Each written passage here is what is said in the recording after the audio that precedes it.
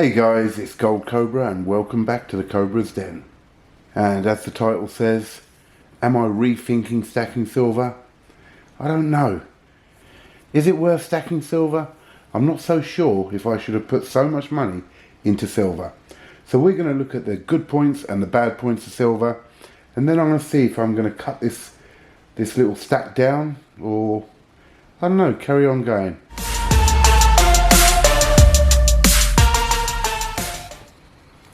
Hey guys, welcome back to the Cobra's Den, and here we are again. I want to thank you all again for joining us, and now I've got a little question. Month and a half in on stacking, and I have picked up quite a bit of silver. Now I'm looking at it and I'm thinking, what's really worth having and what ain't? So let's look at some of the good and bad points about silver. The first one is that you're paying VAT every time you pick up a bit of silver. In the UK, so for you in America who don't know, we have a tax called value added tax, and that's 20%. 20% on top of spot, or on top of spot and the premium. So just for argument's sake, and during this video, we're going to say spot is £20 an ounce. So £20 an ounce plus your premium, which normally you're looking at least 25%, if not more. So that pushes it up another fiver. And then on top of that, you've got 20%, which is the VAT. So now you're £25 plus 20%. What are we looking at? 10% to another fiver. So that's 30 quid minimum. And then your postage and your packaging. But then they are beautiful coins as well. But do we fall for the beauty? Is that the problem? And then we always hear this same old thing. Silver is going to shoot to the moon. It's going to get there. £100, £200, whatever they keep saying. And listening to a lot of people on YouTube, I don't know. Apparently, people have been saying that for a mighty long time. And I don't know. I don't think it's going to. So then, you've got a way to go before you can even think about making your money back on what you're getting. So in my very limited experiences of stacking, I seem to think that silver is very quick to go down and very slow to pick up. So I looked at some of the figures to see if I was right. And what I found, and again for you guys over the water in America, you might have to convert some of this into dollars if you want to have a look at it, was 20 years ago, the all-time low was £2.69 an ounce. 20 years later, we're looking at 20 odd pounds an ounce, let's say. It's just under at the moment, but yeah, 20 odd pounds an ounce. By the way, I do like this coin, but that's one of the problems which I'm going to get to in a minute. But there was a reason that at certain points, silver did go really high. Apparently there was two brothers who stacked a load of it. I mean, they bought out a whole load and stored it, and that pushed the price of silver really high. In 2011, we went up to £27.33 on the 27th of April. So it's had its highs, but it seems to drop back down quite quickly. Again, like a lot of stackers keep saying, it's a long-term thing. And I make them right. It is a long-term thing, but it's whether you have time or not. But there are some good points about silver, and I will get to them in a bit. So it's not all doom and gloom. But for the moment, sticking on the bad points, it's the space as well. So this I picked up in a month and a half, and the amount of space it takes up and the weight of it is quite phenomenal, which I'll show you a comparison later on in the video with how much all of this is worth in gold. Do stick around till the end and find out what amount of gold is all this worth. Is it half of it? Half of that in gold worth all that? I think you might be surprised. The other thing is portability. I mean, to take all this, I don't know, that coin spinning at the back there is a whole kilo. Another kilo there, another kilo there. 40 ounces just in the back. And a lot of people talk about calamity and what could happen if things go really wrong. Grab your silver, grab your gold, and that will keep you going. Well, I don't know. Are you going to be able to grab all this silver, carry it with you in a little backpack, and go and buy your loaf of bread? I don't think it's going to work like that. Do you? And then we come on to the different types we've got to talk about. So I showed you one of the bars earlier. And again, we have another tax when we sell that. So in England, you sell a bar, you're going to pay capital gains tax. So that's our government again, nicking more of our money. We've already paid tax to buy it, we've paid tax on the money we earn, and now you want tax office to sell it. Then you have the coins. Now the coins do have a little bit of a benefit. The Britannia, for instance, no capital gain tax. Well, let me focus that in if I can. No capital gains tax. That's just a coin, and therefore CGT free. But are they all CGT free? No. So if we pick up a foreign coin, we'll end up paying tax on that. So then, do we decide not to pick up any foreign coins? No eagles, maples, all that stuff that we keep hearing about? And then as we're collecting, we keep hearing about certain coins and everyone's getting them, and you think, well, you know, I wouldn't mind having one of them. Goddess Europa, great looking coin, no doubt about it. Again, if I can get it in front, there you go. Great looking coin, absolutely lovely. I want one. Do I really? Chinese pandas. Again, lovely, lovely coin. You know, people talk about it. Yeah, I've just picked up a load of pandas. And again, you're going to pay tax on it at the end. And you pay a higher premium for them. And they're only 30 grams. They're not even an ounce. But then they look nice. Now here's the bad one. Proofs. Proof coins. Reverse proofs. Proof coins. They're exceptional. They look absolutely beautiful. But again, you're paying a bigger premium on them. And they're still only an ounce or 2 ounces of silver. And if we go by spot, actual melt value, 20 quid, 40 quid. Now I know you're not going to just get that. You are going to get a bit more. But it's still a gamble. And is that what we're here for? Are we gambling with our money? Or are we actually stacking for the future and trying to work something out? And look at this. Commemorative coins. I mean, don't get me wrong. I love this coin. It's our queen. It's a memorial coin. To commiserate or to sort of say when she passed away and all that. And it is a beautiful coin. And who knows, it may even pick up in massive value. But would I really want to sell this? No. This to me is a piece of history. But as I say, proofs. Extraordinary premiums on them. Premiums on all of this stuff. VAT, CGT. The weight and the space to keep it all.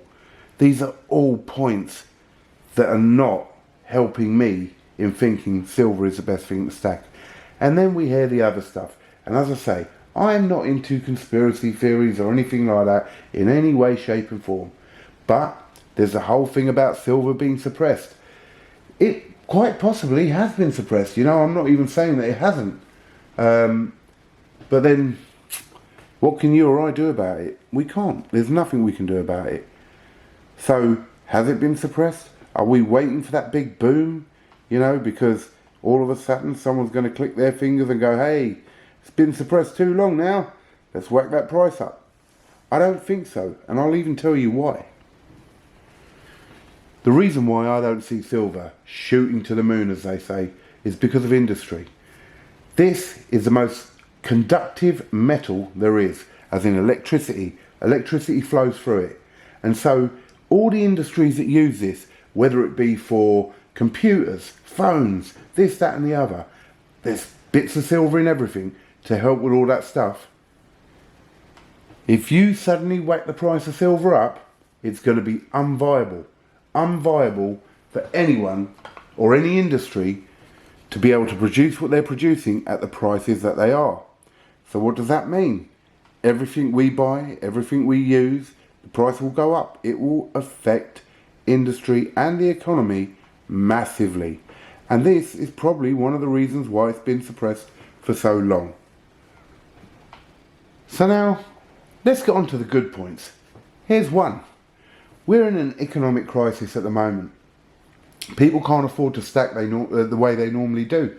Let's say your budget is only £50 or £100. Well, you could pick up a single coin for £100. So you could still stack, whereas you're not going to get much gold for £100. You could pick up coins for £30 or £35. And remember, I'm talking about at this time with spot being approximately £20 an ounce. So if you had a small budget right now, you can buy silver. But is that any good for later on? Yeah, I suppose it can be. If you look at places, and again it comes up all the time, like the Silver Forum, and I do rate them so highly, or I do rate that site so highly, because the community on there is helpful, decent. Mr. 32, hat goes out to you. An amazing guy who's obviously been on the Silver Forum a long time, and he gives good advice, and he doesn't con you if he's selling you something. But a lot of people are selling things at a reasonable price on the Silver Forum. So you can pick up silver a lot better, at a lot better prices, than what you would at certain bullion stores or bullion online dealers. And again, remember, it may not be all bad. This could be a long-term thing. Now, if you're young, 20, 30 years old, and you're not earning massive amounts of money, you can buy silver and store it for 20, 30 years. And then maybe the spot will be higher. Maybe you will be able to sell it on for a premium on certain coins. And you can make a bit of money in the future. But it ain't no short-term thing. But here's the kicker. Here's the thing that makes me think, yeah, in some ways silver is good. One, you can trade it in and get gold. If your budget ain't great and you can only do £50 to £100 a month, let's say, keep stacking it up every so often, sell it off, or even exchange it directly for a gold sovereign. And that way you're still getting your gold over time. So now comes the question. Do I keep all this or do I get rid of it? I ain't going to get rid of it, but I don't know if I'll keep it all. There are some of these coins, like as I said, the Panda there, like the Goddess Europa, and a few others that I might have to second guess on. Get rid of them, clean up my act with this lot. Again, as I've said before, the Beast, the Queen's Beast, and now the Tudor Beast, which I'm collecting now, I will keep. I think they're absolutely phenomenal, and there is no way in the world I'm letting them go easily. But that's what you've got to be careful of. Don't fall in love with coins in the way of, oh, they're so gorgeous and all that. As I say, hands up, I'm no angel. You've got 2 1 kilo completer coins, a 10 ounce completer coin, which I really wanted, and I've got a 2 ounce coming along because I managed to pick up the whole set in 2 ounces of the Queen's Beast. But the little sets, like here, we've got the landmarks of Britain, and they're a lovely set, little 4 set there. They are a lovely set. Do I want to keep it necessarily? No, I don't know. Do I stack up on Britannias? Probably more so than anything else. If I'm really looking at stacking, yeah, that's probably the way I'll go. Britannias, my Queen's Beast and my Tudor Beast, and I'll probably get rid of the rest. But now, all this silver, do you want to see how much it's worth in gold? How much gold can we get if we sold all of this right now? Well, let me show you. And there you go, guys. 2 1 ounce Britannias and 3 sovereigns. And that's what I'm talking about. Portability, storage, safety. That's what you're looking at. That, and that. That little pile there is worth all of that.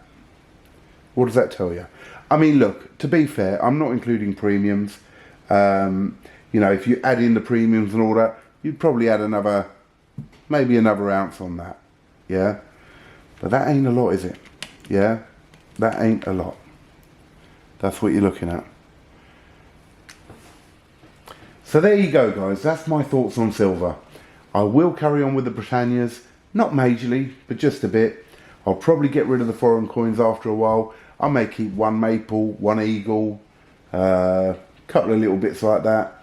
And I will carry on with the Queen's Beasts and the completed coins. I'll keep them, and I will keep my Tudor Beasts, which are there. The rest, I'm going to trade in for gold. So guys, once again, I want to thank you all. I've got my subscriptions are going up slowly. I appreciate that. Please subscribe if you haven't. It really does help me out. The views are going up slowly. I think this is about my 6th or 7th video. I'm investing in little things like a little turntable there, just to give you an extra touch. So guys, please, if you like this video, and somewhere, like, I don't know if you saw my last video and I said, yeah, somewhere there's going to be a gold cobra and a film thing, and then it all went wrong and it went to the end. But this time, I promise you, I'll get you a little film thing somewhere. I'll get you a little gold cobra. Click on them. The gold cobra will give you a subscription. The video will give you another video to go to. And say hello to the 2 tigers who protected our stuff today. And once again, nah, they ain't silver. So as I say, guys, please like, share and subscribe, and give me some comments on what you think. Tell me if you think I'm wrong. I've had a couple of guys from over in America who have been commenting and giving some nice advice, and we've been having little chats. Give me a comment. Let me know what you think about what I said about silver. Thank you, guys. This is Gold Cobra signing out from the Cobra's Den.